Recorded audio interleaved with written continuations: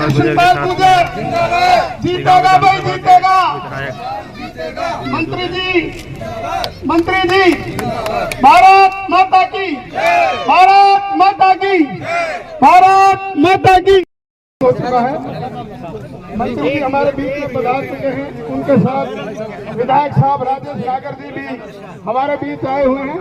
उनका भी बहुत बहुत स्वागत, बहुत बहुत धन्यवाद।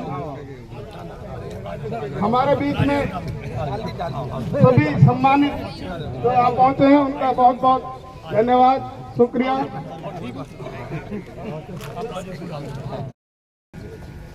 मंत्री जी का जोरदार स्वागत तालियों के साथ। हमारे विधायक साहब का भी बहुत बहुत स्वागत, जोरदार तालियों से। जो इंतजार बहुत देर से आप लोग कर रहे थे वो इंतजार अब खत्म हो गया है। एमएलए जी राजेश नागर जी हमारे बीच पधार चुके। आदर और सम्मान के योग भारत सरकार में केंद्रीय मंत्री चौधरी कृष्णपाल गुर्जर जी और यहाँ से हमारे लोकसभा के प्रत्याशी, सबका नाम लूंगा तो बहुत समय लग जाएगा। सभी सरपंच, हमारे बीडीसी मेंबर, सभी जिला पार्षद और सम्मानित मंच, सामने बैठे मेरे बुजुर्ग नौजवान साथियों, मेरी माताओं, मेरी बहनों, पत्रकार छायाकार बंधुओं, जैसा कि आप लोगों को पता है ये चुनावी पर्व चल रहा है और हमारे माननीय प्रधानमंत्री जी ने 400 पार का जो एक नारा दिया है वो पूरा होने जा रहा है। क्योंकि आपको पता है, अगर हम बात करें विकास की, हमारे केंद्र सरकार ने कितने विकास कार्य किए। 2014 से पहले की अगर हम बात करें, कितने हाईवेज डेली यहाँ बनते थे और आज 10 साल में कितने हाईवे डेली हमारे बन रहे हैं। एम्स की बात करें, 2014 से पहले 4 या 5 एम्स पूरे भारत में थे और आज 22 से ज़्यादा एम्स हमारे पूरे भारत में हो चुके हैं। इसी तरह से और विकास की बात करें, आयुष्मान कार्ड 5 लाख तक जो हमारे गरीब परिवार के लोग, गरीब भाई जो अपने पैसे के अभाव में अपना इलाज नहीं करा पाते थे, क्यों मैं प्राइवेट हॉस्पिटलों में जो बिल आता है इलाज का बहुत ज़्यादा होता था, उनको अपने घर गिरवी रखने पड़ते थे, जेवर गिरवी रखने पड़ते थे या इलाज भी नहीं करा पाते थे। हमारी माननीय प्रधानमंत्री जी ने आयुष्मान योजना के तहत 5 लाख तक का इलाज सभी ऐसे परिवारों को मुफ्त दे रहे हैं और बहुत से लोगों ने इसका लाभ भी लिया।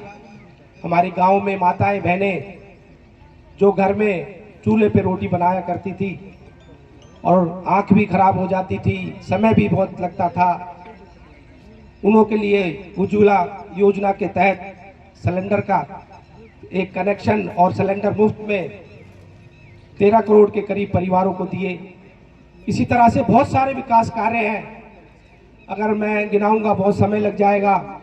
हम यहाँ की बात करें, तिगांव विधानसभा की, मझावली पुल जो एक हमारी लाइफ लाइन है, ये जो नोएडा को, यूपी को हमारे फरीदाबाद जिले से, हरियाणा से जोड़ती है, इसमें जो ये काम चल रहा है लगभग पूरा हो चुका है। समय थोड़ा पहले इसलिए लग गया, कोरोना काल आ गया था, बीच में बाढ़ भी आ गई, इसका डीपीआर भी चेंज हुआ और इस वजह से थोड़ा समय लग गया। बहुत जल्दी बनकर तैयार हो जाएगा, इससे आना जाना बहुत सुगम हो जाएगा, क्योंकि हमारी ज़्यादातर रिश्तेदारी यूपी में है। यूपी वालों की रिश्तेदारी हमारी हरियाणा, हमारी फरीदाबाद की तरफ भी है। हमें वहाँ जाने के लिए पहले कालंदी कुंज से जाना पड़ता था, समय बहुत लगता था, जाम भी हो जाता था, जाम भी लगने की वजह से बहुत समय लग जाता था, पर ये पुल बनकर तैयार हो गया है।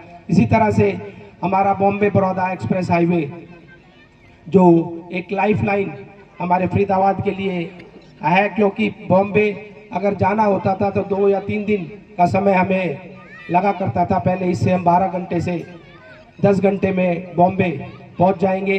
कोई भी देश विकसित डेवलप जब होता है जब उसकी कनेक्टिविटी अच्छी हो, उसी देश को डेवलप कंट्री कहा जाता है जिसकी कनेक्टिविटी हो। तो हमारे माननीय प्रधानमंत्री जी ने, हमारे माननीय मंत्री नितिन गडकरी जी ने कनेक्टिविटी हाईवेज के ऊपर बहुत ध्यान दिया। उसी के तहत आज इतनी एवरेज आ रही है हाईवे की कि भाई जो 14 से पहले बनते थे और आज कई गुना ज़्यादा हाईवेज हमारे डेली पूरे भारत में बन रहे हैं। सभी हमारे प्रदेशों को, सभी स्टेटों को, सभी सिटी को, सभी महानगरों को आपस में जोड़ दिया गया है। इसी तरह से एयरपोर्ट, जेवर एयरपोर्ट जो हमारे मझावली से बहुत ही नज़दीक है, इस गांव से, हमारे हरियाणा से भी, हमारे फरीदाबाद से अगर बात करें तो सबसे ज़्यादा अगर फ़ायदा जेवर एयरपोर्ट का होगा तो हमारे फरीदाबाद को होगा, क्योंकि वो वर्ल्ड का 3rd लार्जेस्ट एयरपोर्ट, दुनिया का 3रा बड़ा एयरपोर्ट बनने जा रहा है। और इसी तरह से अगर हम सड़कों की बात करें, हमारे फरीदाबाद तिगांव रोड 4 लेन का काम बहुत तेजी से चल रहा है। बल्लभगढ़ तिगांव मझावली का काम बहुत तेजी से चल रहा है। खेड़ी पुल से आपका मझावली पुल के लिए जो सड़क है, इसका काम बहुत तेजी से चल रहा है। और बहुत सारी सड़कें जो पहले कभी बनी भी नहीं थी, हमारे माननीय मुख्यमंत्री जी ने 25 किलोमीटर जो गांव के कच्चे रास्ते थे, खेतों के कच्चे रास्ते थे, जिनके बारे में किसी सरकार ने नहीं सोचा और जो आज तक बने भी नहीं कभी, वो करीब करीब सभी रास्तों का काम टेंडर हो चुका है। कुछ पे काम चल रहा है, आचार संहिता की वजह से कुछ पे काम अभी नहीं चल रहा, वो भी जल्दी उन पे आचार संहिता समाप्त होने के बाद भी जल्दी उन पे काम चल जाएगा, क्योंकि उनके सबके करीब करीब अलॉटमेंट हो चुकी है, पैसा आ चुका है, बस टेंडर होने बाकी हैं। वो टेंडर आचार संहिता के बाद हो जाएंगे, उन पे बहुत तेजी से काम चलेगा। आपका गरौड़ा का स्कूल अपग्रेड 12वीं तक हो चुका है, आपका चांदपुर का स्कूल 12वीं तक हो चुका है, आपका ये महातपुर का स्कूल 12वीं तक हो चुका है, बड़ौली का स्कूल 12वीं तक हो चुका है। शिक्षा की बात करें, तिगांव में मॉडल संस्कृति स्कूल जो पहले हमारे तिगांव का स्कूल था, वहाँ पढ़ाई जो हुआ करती थी हरियाणा बोर्ड में हुआ करती थी, और हमारे जो गरीब परिवार के बच्चे, हमारे बच्चियाँ जिनको इंग्लिश मीडियम स्कूल में अगर पढ़ाई करनी पड़ती थी तो फीस स्ट्रक्चर बहुत ज़्यादा था, फीस बहुत देनी पड़ती थी। पर अब हमारी सरकार ने इस तरह के CBSE पैटर्न पर बहुत सारे स्कूल हर जिले में, हर विधानसभा में बनाए हैं, और उसमें हमारे को तिगांव में मिला है, सराय में मिला है, बड़ौली में मिला है, और जल्दी सभी जो ये स्कूल हैं अपग्रेड होकर 12th तक हो जाएंगे और CBSE पैटर्न पर इन पे पढ़ाई होगी। और वैसे अगर हम बात करें देश की 370, अगर हमारे माननीय प्रधानमंत्री जी नहीं होते तो 370 नहीं हट सकती थी हमारे, इसके बारे में कोई सोच भी नहीं सकता था कि 370 यहाँ से हटेगी। 3 तलाक की बात करें, 3 तलाक पे भी अगर कोई बात होती थी तो हमारे प्रधानमंत्री जी ने इस पे बात करी। राम मंदिर की बात करें तो ये विपक्ष के लोग कहते थे कि भाई ये राम मंदिर नहीं बनाएंगे, तारीख नहीं बताएंगे, पर हमने तारीख भी बताई, राम मंदिर भी बनाया और भव्य मंदिर बनकर तैयार भी हुआ।